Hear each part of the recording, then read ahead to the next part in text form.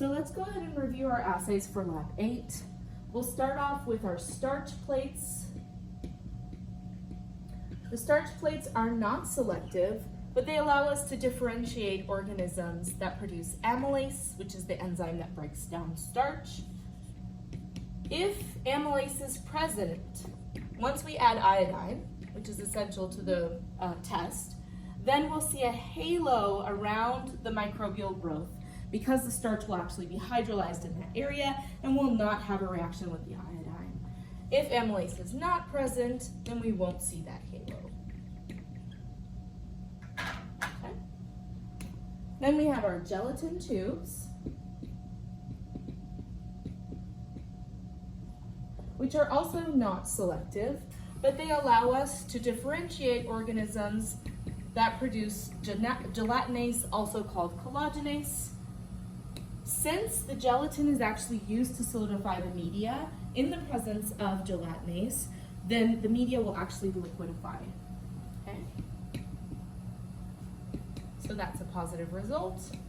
If gelatinase is not produced, then a negative result is just a solid media after the growth or incubation of those microorganisms. Okay? Then we have our phenol red tubes. And if you remember that our phenol red tubes, there's 4 different ones, testing for glucose, mannitol, sucrose, or lactose fermentation. Okay, so that's what we're differentiating for. And again, these are not selective.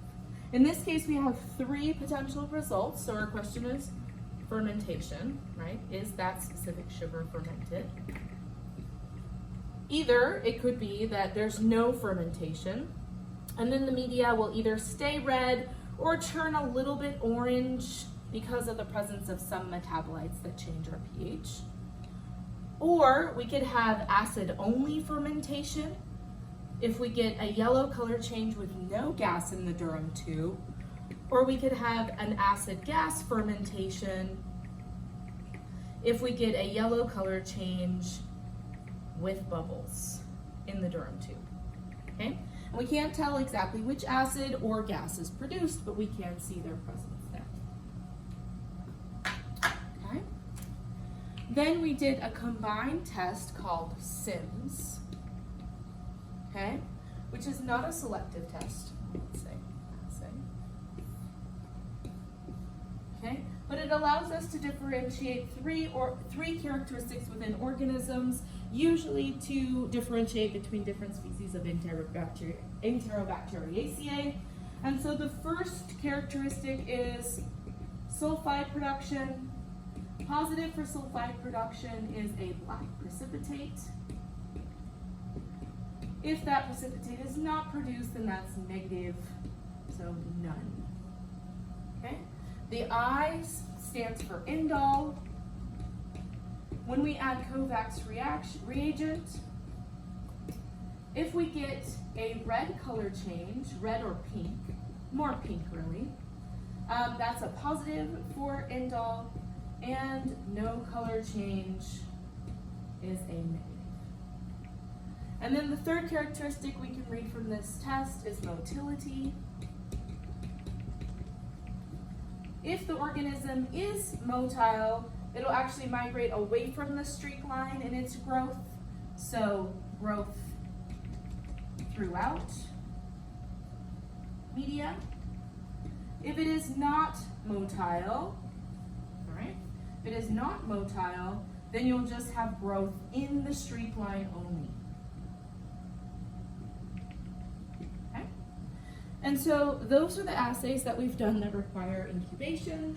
There's one more test that we'll do that doesn't require incubation, and that's the KOH test. The KOH test allows us to confirm our gram results, confirm gram stain. So if we have a gram-negative organism, then it will become viscous in the test. And if we have a gram-positive organism, it won't. and so it will just remain liquid like water. And we do this test very similar to the catalase test, where you add some of your culture to a glass slide and then add your KOH reagent and then test for viscosity. So those are the tests and assays that we'll do in Lab 8 as a review there.